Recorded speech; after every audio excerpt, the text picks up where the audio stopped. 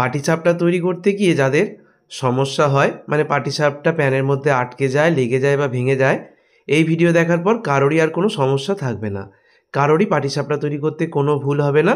একদম প্রথমবারের চেষ্টাতেই তৈরি করতে পারবে পারফেক্ট পাটিসাপটা।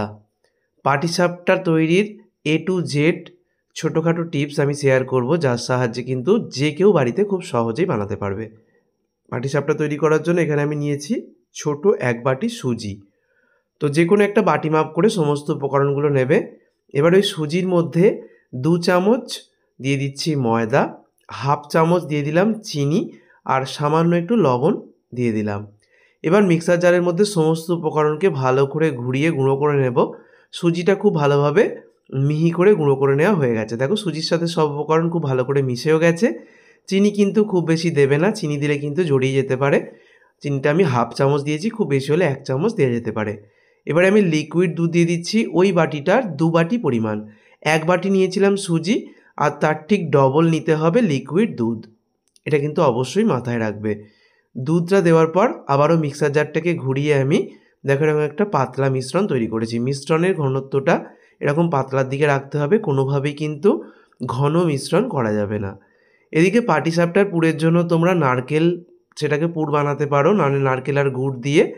আবার এরকম সন্দেশ নারকেল একসাথে মেখেও বানাতে পারো, আবার শুধু এরকম সন্দেশ দিয়েও বানাতে পারো। সন্দেশ তোমরা মিষ্টির দোকান থেকে কিনেও নিতে পারো, আবার বাড়িতেও তোমরা সন্দেশ তৈরি করতে পারো। বাড়িতে কিভাবে সন্দেশ তৈরি করতে হবে তার রেসিপি অনেক আগেই দিয়েছি, আমি রেসিপির লিঙ্ক ডেসক্রিপশন বক্সে দিয়ে দেবো। দেখো এভাবে আমি পাটিসাপটার পুর দেওয়ার জন্য রোল করে নিচ্ছি, খুব সহজ ব্যাপার। এবারে তাওয়াটাকে খুব ভালো করে গরম করে নিয়ে গ্যাসের ফ্লেমটাকে একদম লোতে রেখেছি, আর অল্প তেল আমি বেগুনের মোটা দিয়ে লাগিয়ে নিলাম। টিস্যু পেপার দিয়েও লাগিয়ে নিতে পারো। খুব সামান্য তেল দেওয়ার পর কিছুটা ব্যাটার ঢেলে দিয়েছি। এবার হাত আর পিছন পিঠ দিয়ে যতটা সম্ভব সমান করে এভাবে চাড়িয়ে দিলাম।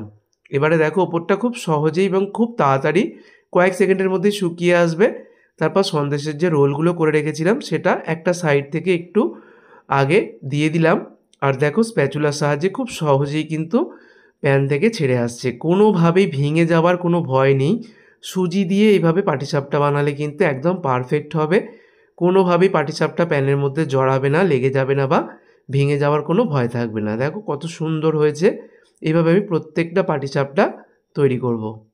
অবশ্যই পাটিসাপটা ভাজার সময় গ্যাসের ফ্লেমটা একদম লোতে থাকবে। প্রথমে হাই ফ্লেমে খুব ভালো করে তাওয়াটাকে গরম করে নেবে, তারপর সামান্য তেল ব্রাশ করে তেলটাকে ভালো করে মুছে নেবে।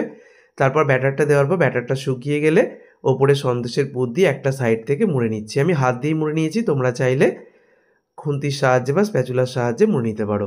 এইভাবে প্রত্যেকটা পাটিসাপটা একদম পারফেক্টভাবে তৈরি হয়ে যাবে। দেখো কত সুন্দর দেখতে হয়েছে পাটিসাপটাগুলো। একদম পারফেক্ট পাটিসাপটা কিন্তু তৈরি হয়েছে। অবশ্যই বন্ধুরা ঠিক যে যে টিপসগুলো বললাম আর উপকরণগুলো যদি সঠিক মাপে নাও, প্রথমবারের চেষ্টাতেই একদম পারফেক্ট পাটিসাপটা তোমরা খুব সহজে বানাতে পারবে।